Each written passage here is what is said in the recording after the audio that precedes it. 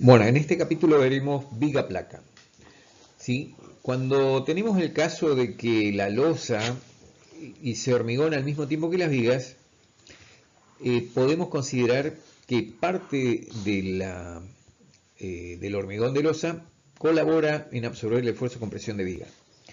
Y ese ancho colaborante está reglamentado, ¿sí? Las limitaciones que hay en función de cómo se ubique en la planta estructural.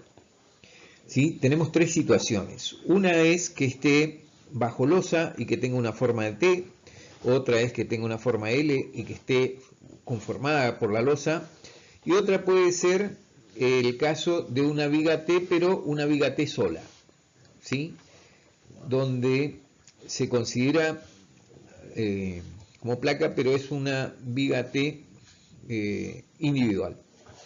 Entonces, de acuerdo a la geometría del CIRSOC 201, da ciertas limitaciones al respecto de la construcción de estas, y para considerar en el cálculo el ancho colaborante toma ciertas restricciones, como cuáles. Por ejemplo, para la viga T debajo de la losa, ¿sí?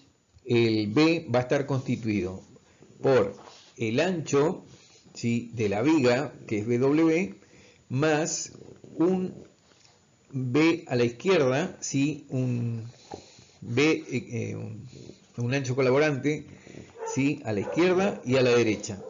Entonces, ¿cómo determinamos ese B ancho colaborante? Dice que el ancho colaborante de la izquierda o de la derecha se tomará como el mínimo de las siguientes situaciones: 8 veces este espesor de losa o un medio de la distancia. Si este es el eje, ¿sí? Y esta es la distancia entre la otra viga, entonces será L sobre 2. Entonces esta distancia. Y se tomará cuál es de estos dos es el menor. Entonces se suma y se determina este valor. Pero a su vez se debe comparar con este valor, que es la luz de la viga dividido 4. O sea que si miramos, la viga tendrá esta dimensión, ¿sí? Entonces esta luz de viga dividido 4, ¿sí? Entonces se tomará el menor valor de las dos situaciones. Para la viga L también es algo similar, nada más que cuando la forma de la sección transversal está en L, se tomará el mínimo, pero en este caso cambia, será 6 veces el ancho de losa y un medio de la distancia de la luz adyacente. También de 1 sobre 12 de la luz de viga. Tenemos tres situaciones en este caso, sumamos y determinamos ese ancho colaborante. Este es el ancho colaborante total que nos sirve para dimensionar, ¿sí? La viga. Y eso ayuda a que como tenemos mayor sección de hormigón, vamos a requerir menos armadura, ¿sí? Para poder dimensionar la armadura, digamos, nos va a dar un resultado de una armadura menor. No mucho, pero sí bastante con respecto a un hierro en la cantidad de vigas que tengamos que construir. Ya es una economía bastante interesante. Solamente, vuelvo a recalcar, se debe prestar atención de que esta situación de dimensionar y considerar como viga placa es solamente para cuando hormigonen al mismo tiempo viga y losa. Bien. Para las vigas T aisladas, ¿sí? También tiene ciertas condiciones. En este caso será la altura, será el ancho dividido 2, debe ser como mínimo el espesor del ala, ¿sí? Este espesor debe ser como mínimo el ancho de la viga dividido 2. O, ¿sí? B como máximo 4 veces el ancho de la viga, el espesor de la viga, ¿sí? Este espesor, ¿sí? El BW. Bueno, pasamos a la siguiente, que es el último.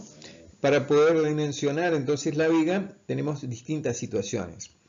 Como vamos a considerar que parte de la losa va a colaborar a absorber el esfuerzo de compresión, se puede dar el caso de que el eje neutro esté dentro de la losa. Si el eje neutro, que es el primer caso, se calcula como una viga rectangular, ¿sí? Pero en este caso, en vez de ser BW, va a ser el ancho colaborante, B, que habíamos calculado anteriormente según las limitaciones del reglamento. Entonces, para este caso, como veremos, lo consideramos como una sección rectangular de ancho B, todo igual como hicimos en losa, en viga rectangular, ¿sí? Tenemos un máximo, ¿sí? Un lugar máximo donde va a estar ubicado el eje neutro, y bueno, si supera la altura de losa, obviamente, si el eje neutro cayera por acá, ahí tendríamos que dimensionar de otra forma, ¿sí? Como en el caso 2. En el caso 2, por ejemplo, si el eje neutro cae por corta, digamos, al alma de la viga, obviamente que en esta situación tendremos que calcular de la siguiente forma. Primero, sacar cuánto momento absorbe esta placa de hormigón, esa sección, y ese momento restarle al momento, ¿sí? Al momento solicitante último requerido, y con ese momento dimensionar la armadura, ¿sí? Para el alma. Luego van a tener que dimensionar dos armaduras, porque una es la armadura de la sección de esta placa de hormigón y otra va a ser la armadura que me da la viga de alma. Sumo las dos armaduras y esa va a ser la armadura total que debo obtener de flexión. Este caso es muy difícil, no sé si lo vamos a hacer, por ahí vamos a hacer algún ejemplo. Casi nunca se entra en esta situación, como vamos a ver en los ejemplos prácticos. Ahí veremos más claramente estas condiciones.